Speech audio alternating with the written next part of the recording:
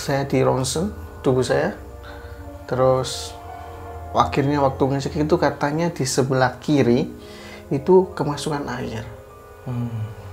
Kemasukan air, dicek ini TBC atau bukan. Terus akhirnya sampai dokter itu juga bilang, sama ini sakit apa ya mas?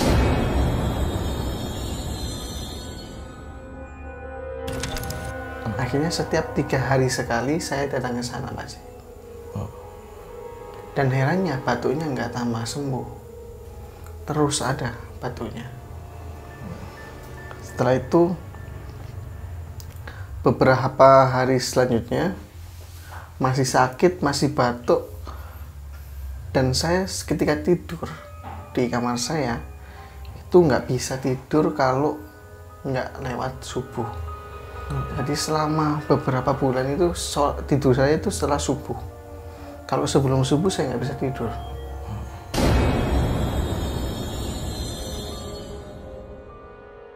Tiba-tiba ketika saya nyiram, kok tengah-tengahnya kuburan yang buka itu ada kain. Saya ambil, saya angkat. Herannya itu baju saya ketika saya memakamkan ayah saya.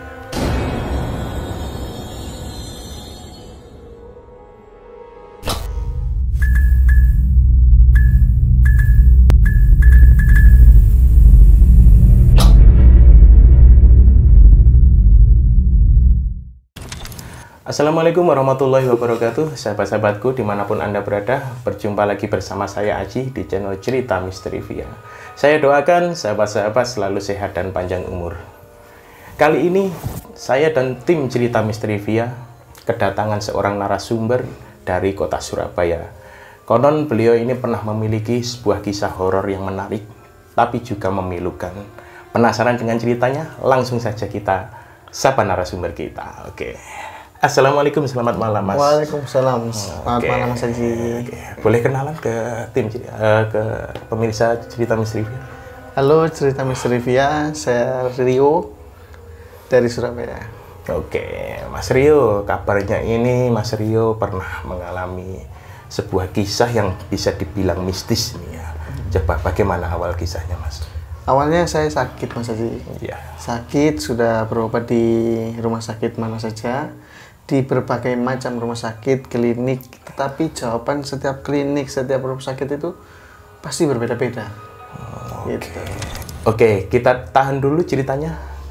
Saya ingatkan kembali bagi sahabat-sahabat yang belum subscribe channel ini, segera tekan tombol subscribe-nya, oke, dan like videonya. Dan bagi sahabat-sahabat yang memiliki kisah horor yang menarik, coba kita berbagi di channel ini nih. Nantinya kita tayangin di channel Cerita Misteri Via melalui WA admin di bawah ini. Oke, daripada lama-lama, yuk langsung saja kita simak ceritanya sambil ngopi.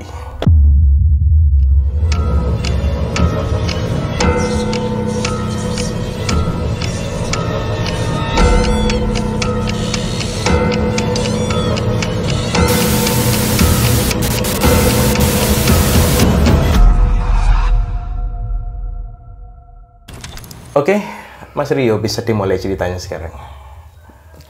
Oke, silakan Mas. Awal ceritanya itu dimulai dari 2021, ketika ayah saya masuk ke rumah sakit. Ayah saya itu beberapa bulan itu herannya itu nggak makan, terus tiba-tiba mengurus badannya. Akhirnya 9 hari di rumah sakit. Hari Jumat ayah saya meninggal dunia. Terus semua keluarga akhirnya datang ke rumah untuk bertakziah, untuk melihat. Setelah hari itu memang di rumah saya memang banyak yang berkunjung untuk bertakziah. Setelah itu beberapa bulan itu gantiannya saya sakit di bulan selanjutnya. Jadi ayah saya itu meninggal di bulan Mei Pak Haji. Bulan Mei, bulan Juni saya itu sakit yang hampir sama seperti ayah saya. Akhirnya saya berobat saya ingat di salah satu klinik di Surabaya. Kliniknya lumayan besar di Surabaya. Saya di ronsen tubuh saya. Terus akhirnya waktu ngecek itu katanya di sebelah kiri itu kemasukan air. Kemasukan air, dicek ini TBC atau bukan. Terus akhirnya sampai dokter itu juga bilang, sama ini sakit apa ya mas? Itu saya heran. Soalnya dicek TBC ya nggak TBC, dicek lambung ya enggak. Kemasukan air, katanya kemasukan air, tapi memang dokter itu juga bilang seharusnya sama ini sakit apa ya mas? Gitu. Tujuan saya kesini tuh pengen tahu saya sakit apa, kok sampean tanya gitu. Akhirnya setelah itu dikasih obatnya itu TBC. Kasih obat TBC, ketika pulang diminum nggak tambah baik, tambah sakit saya. Akhirnya pindah lagi ke rumah sakit yang beda. Rumah sakit yang beda itu pun sendiri jawabannya lambung. Terus berobat sampai 2 minggu, ternyata kok nggak sembuh-sembuh, batuk terus menerus. Akhirnya kita sampai disarankan untuk ke salah satu klinik di Krian. Akhirnya dokter itu bilang kalau memang sakit lambung. Akhirnya setiap 3 hari sekali saya datang ke sana Pak Haji. Dan herannya batuknya nggak tambah sembuh, terus ada batuknya. Setelah itu beberapa hari selanjutnya masih sakit, masih batuk, dan saya ketika tidur di kamar saya itu nggak bisa tidur kalau nggak lewat subuh. Jadi selama beberapa bulan itu tidur saya itu setelah subuh. Kalau sebelum subuh saya nggak bisa tidur. Orang tua saya curiga, kenapa ini? Gitu. Terus akhirnya diteleponkan saudara yang memang orang pinter lah. Orang pinter. Setelah itu dikasih doa-doa tapi lewat jarak jauh. Saya telepon beliaunya, terus kita suruh nyiapkan air minum, dia doa. HP-nya saya taruh seperti ini, dibaca doa. Setelah saya minum memang agak mendingan, tapi setelah itu mungkin saya nggak tahu ada perlawanan ataupun bagaimana, ada perlawanan seperti itu. Akhirnya nggak tambah sembuh, tambah sakit. Yang tidurnya itu sebelumnya harus setelah subuh,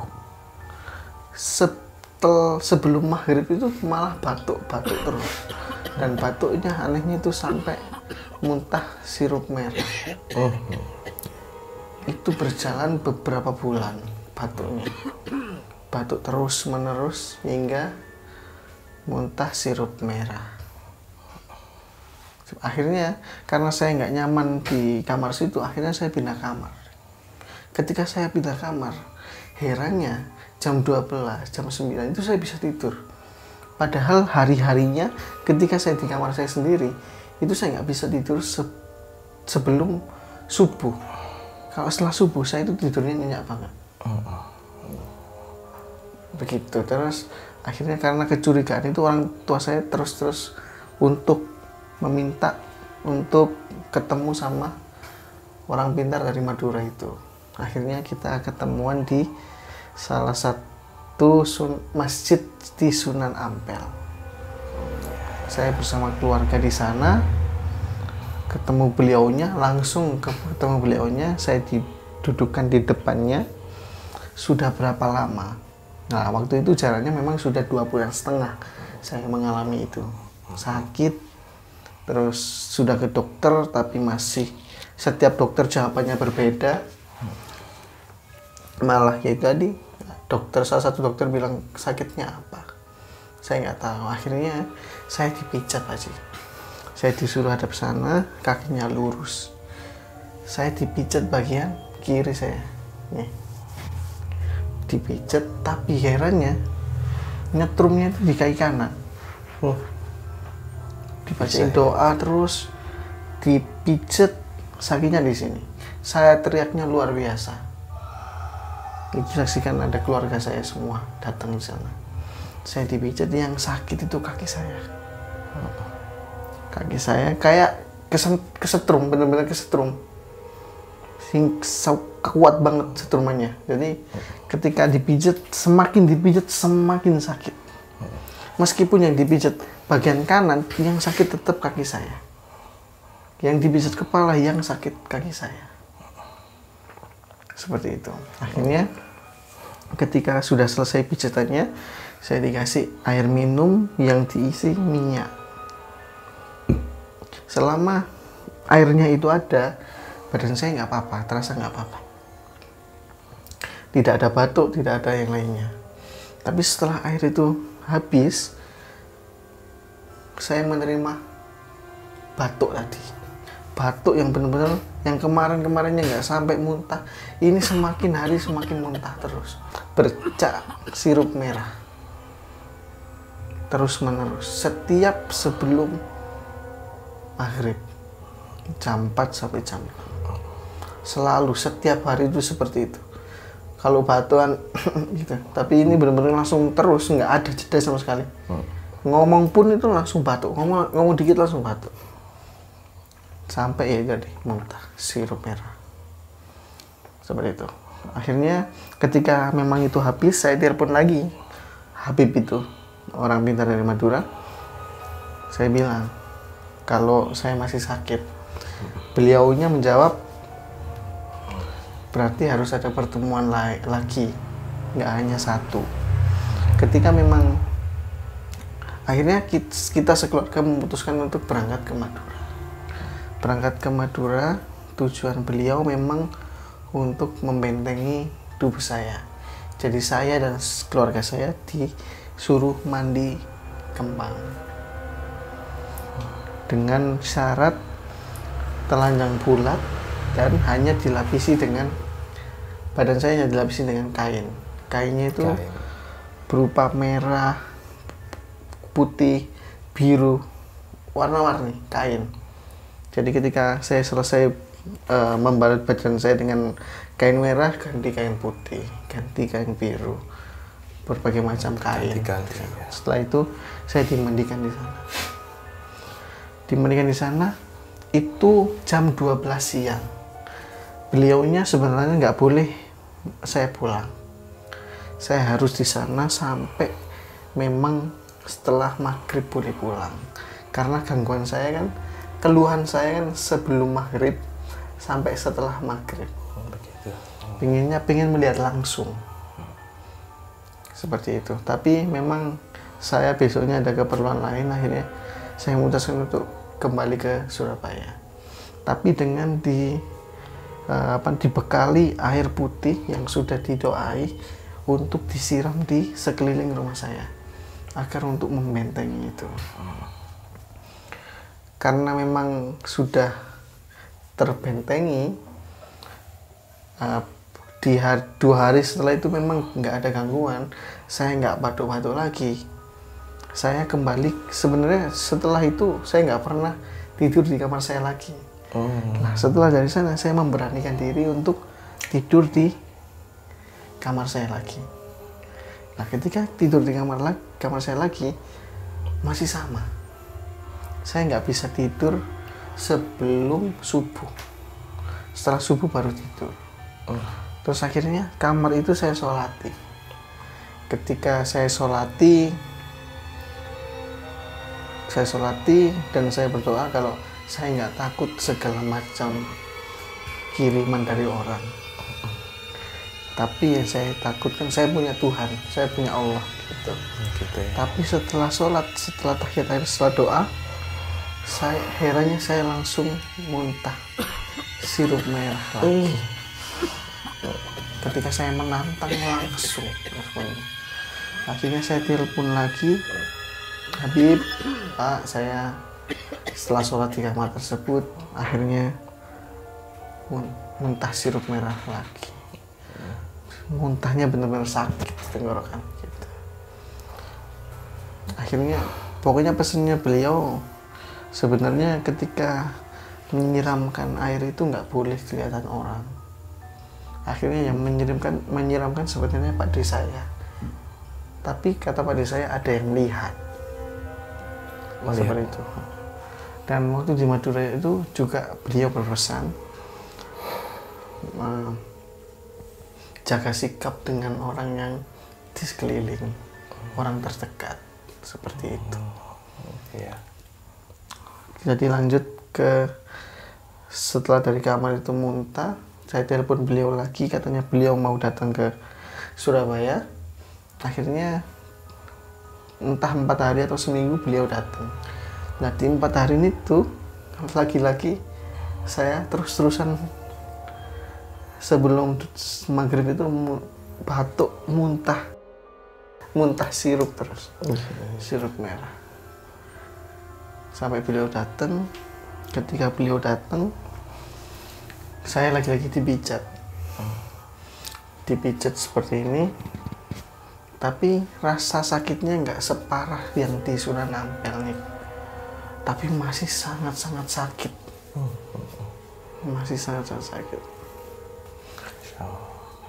Akhirnya beliau berpesan mau tolong ajak saya ke kamar kamu. Akhirnya saya bawa beliau ke kamar saya. Ketika berada di kamar, nggak sampai 20 detik, nggak sampai 15 detik. Dia hanya duduk di kasur dan berdoa, itu langsung 10 detik mungkin keringatnya itu bercucuran. Ketika keringat itu bercucuran, 10 detik dia balik. Langsung saya ditepuk, ayo kembali. Ketika saya kembali, saya merinding lagi. Ketika saya kembali, tolong Mas ambilkan air mandi 2 botol besar. Terus buat apa? Tapi beliau nggak menjawab. Dia langsung berdoa, wis ambilkan saja dulu. Taruh depan, dibuka, didoai dulu. Setelah itu beliau bilang, ini hari Jumat besok ke kuburan Bapak sampean. Begitu, disiramkan sholawat jangan sampai putus. Terus di hari Jumat khutbah kedua, gali tanah di belakang sampai segini. Ketika azan, ambil 1 kepal tanah, kasih kasih kresek, bawa langsung ke saya. Akhirnya azan, saya langsung gali, ambil kresek, langsung saya berangkat ke Madura. Jadi saya nggak sholat Jumat. Saya datang ke sana, tanah itu lagi nggak tahu dikasih apa, tiba-tiba ada dua butir kresek tapi bulat. Ini buat pintu depan, ini buat pintu belakang. Terserah taruh mana. Begitu. Terus ketika saya balik, langsung saya taruh di sudut rumah saya. Saya nggak bisa menyebutkan di mananya. Tapi kalau misalnya dicek di sini pun ada. Sampai sekarang. Iya, sampai sekarang masih ada. Dan ketika itu hari Jumat, saya berangkat ke ke makam ayah saya. Ternyata saya nggak sendirian. Saya bersama kakak saya, bersama paman-paman saya, keluarga saya datang. Ternyata kuburannya itu sudah retak tanahnya. Retak, akhirnya tetap saya siram dengan 1 buat kakak saya, 1 buat saya. Sholawat nggak pernah putus. Tiba-tiba ketika saya nyiram, kok tengah-tengahnya kuburan yang buka itu ada kain. Saya ambil, saya angkat. Kiranya itu baju saya ketika saya memakamkan ayah saya. Saya nggak tahu ini dari mana, saya nggak tahu ini gimana kok caranya bisa seperti ini. Tapi tiba-tiba itu benar-benar baju saya. Akhirnya dari situ pulang dengan saya bawa baju saya, tutup kembali kuburannya, saya kembali. Ketika itu selesai, sakit apapun itu dari saya semua hilang. Alhamdulillah sampai dengan sekarang. Yang awalnya lambung, ya sampai sekarang nggak pernah ada gejala-gejala lagi, padahal saya juga minum kopi aja. Nggak apa-apa ya. Iya, jadi bener-bener nggak ada sakit bawaan dari kemarin, itu nggak ada. Itu di tahun 2021. Ya, seperti itu ceritanya Pak. Oke Mas Rio, dari cerita yang Mas Rio paparkan tadi, kalau saya menyimpulkan Mas Rio ini semacam terkena teluh atau santet. Ya, orang yang terkena santet biasanya kan ya mengalami masalah yang sensitif dengan orang biasanya Mas ya. Kira-kira nih Mas ya, saya punya pertanyaan nih. Kira-kira sebelum Masnya terkena penyakit santet atau yang saya duga santet ini, sebelumnya Mas pernah punya semacam konflik dengan orang gitu? Kalau memang konflik dengan yang ini ya, memang saya sudah tahu siapa orangnya karena diberitahu. Sebelumnya memang saya lupa dari ceritanya itu, orang pintar ini ketika menyembuhkan saya itu sering di dalam mimpinya itu kedatangan perempuan. Kedatangan perempuan terus menerus. Nah, perempuan ini dijabarkan oleh beliau tingginya seberapa. Aduh, saya merinding terus nih. Dijabarkan orangnya seperti apa itu terjawab dalam mimpinya beliau. Seperti itu. Dan akhirnya ketika memang tidak sengaja saya pertemukan, beliau bilang kalau iya itu orangnya. Jadi kalau memang jenengan bilang kalau konflik, memang keluarga kita ada sedikit konflik yang memang yang tadi. Apalagi ayah saya. Ayah saya itu seringkali ya beradu argumen begitu. Sampai memang waktu itu memang di satu hari itu memang sampai mau. Tapi kondisinya sekarang sudah damai Mas ya, rukun ya Mas ya? Iya, memang setelah itu semua selesai, beliaunya juga baik sama saya sekarang. Saya harap baiknya itu memang pure beliaunya sadar akan akan apa yang dia lakukan. Karena ketika saya sudah selesai, jujur saya ingin membalas sebenarnya. Tapi kalau dibalas terus-menerus, nggak ada ujungnya. Alhamdulillah ya. Semoga Mas Rio diberi ketabahannya ya, dalam cobaan ini yang memang diakui atau tidak memang ya berat. Nah, apalagi cobaan yang semacam ini belum tentu semua orang itu bisa kuat. Cukup menarik sekali ceritanya Mas Rio. Baik, barangkali sebelum video ini diakhiri, Mas Rio punya pesan-pesan untuk sahabat cerita Misterivia? Pesan-pesannya untuk sahabat-sahabat Misterivia, kita harus selalu baik sama orang. Meskipun kita baik pun aja banyak yang seperti itu. Betul sekali Mas Rio. Tutur kata, tutur perlakuan itu harus tetap dijaga dimanapun kaki berinjak. Ya, benar sekali. Betul sekali.